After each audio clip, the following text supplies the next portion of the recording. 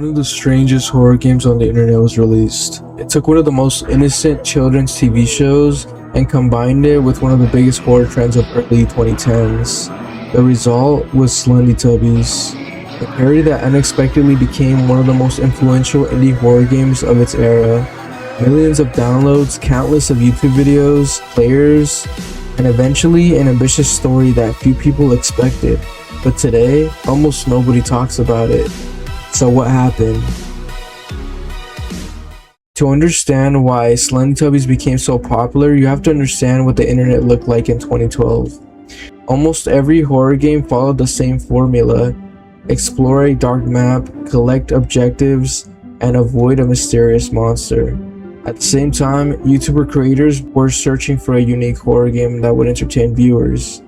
Anything strange, funny, or genuinely scary had a chance to go viral.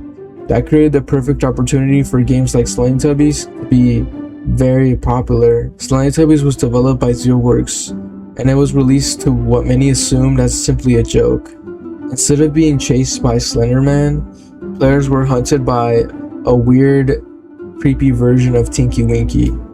The concept sounded ridiculous, but once people actually played it, they discovered something surprising. It was genuinely creepy.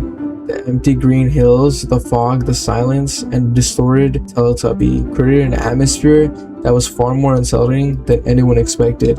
I remember when I played this game when I was younger, I was playing with my sister, and me and my sister, we were like near the Teletubby house, and I remember that it started screaming, like it started doing the little scream, and my sister was traumatized. Slendytubbies spread incredibly quickly. Popular YouTubers began uploading gameplay, and reaction videos exploded.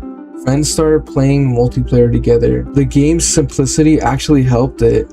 Anyone could download it, anyone could understand it. Every match created funny or terrifying moments, and that was perfect for YouTube. For many players, Slendytubbies became one of the first multiplayer horror games that they experienced. Even years later, many fans remember staying up late with friends trying to survive these creepy Teletubbies while laughing over voice chat. Those memories became a huge part of the game's legacy.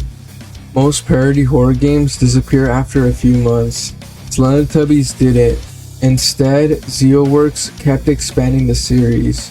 The graphics got better, the maps became larger, new enemies were introduced, the multiplayer became more polished. Then came the biggest surprise of all, Slendytubbies 3. Instead of another simple survivor game, players actually had a full story. The developers introduced laboratories, military operations, scientific experiments, and an infection that slowly destroyed the entire Teletubby world. Characters like W, also known as the Guardian, gave the series an actual protagonist. What started as an internet comedy had finally evolved into a serious horror story. Many fans never expected that level of ambition from a game that originally existed as a parody. So why did Slendytubbies succeed when many other horror games faded? The first reason was the atmosphere. Many games relied on constant jump scares, while Slendytubbies relied on atmosphere. Players wandered through empty landscapes filled with fog, silence, and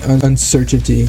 The isolation created tension long before the monster even appeared. The second reason was nostalgia. Most players already recognized the Teletubbies. Seeing something familiar transformed to horrifying instantly made the experience more memorable. But the community also kept the game alive. Multiplayer servers, fan art, mods, theories, and lore discussions gave players reasons to keep coming back.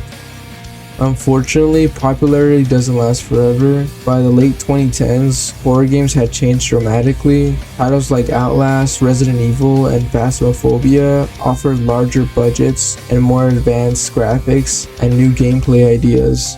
Players also began moving away from Slender-style horror, so the internet had changed. The trends that made Slendytubbies famous were disappearing. At the same time, fewer creators were uploading videos about the series. The community slowly became smaller. Servers became quieter, updates became less frequent, although dedicated fans remained. The massive popularity of the early years had faded.